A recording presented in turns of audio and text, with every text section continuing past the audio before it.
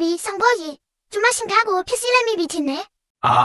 ညီမလေးရဒါကကားဆွဲတဲ့ချိတ်ပေါက်လေးပါနောက်ဖုံးထဲကကားဆွဲချိတ်ကိုတွားယူလိုက်ဦးကိုကားကလက်မပြက်လို့ဆွဲဖို့လိုအပ်လာရင်ကားရှိဘန်ဘာဘော်က4000ခွက်လေးကိုရှာလိုက်ပါအဲ့ဒါလေးကိုအသာလေးဖိလိုက်တာနဲ့ကားဆွဲချိတ်ပေါက်ကိုတွေ့ရပါလိမ့်မယ်အဲ့ဒီထဲကိုကားဆွဲချိတ်ထည့်ပြီးဘယ်ဘက်ကိုလှည့်ပြီးကြက်အောင်ပတ်လိုက်ပါခဲ့ညီမလေးကြိုးချီလိုက်တော့ဆောင်ကော့ okay ပြီနော်ဟောဗျာ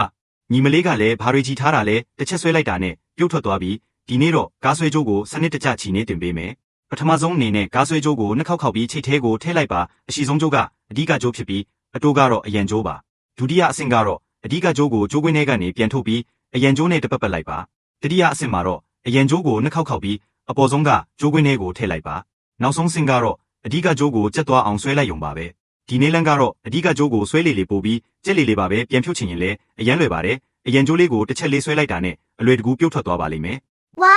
ဆောင်ဖို့ကတော့တကယ်ကိုတော့တာပဲ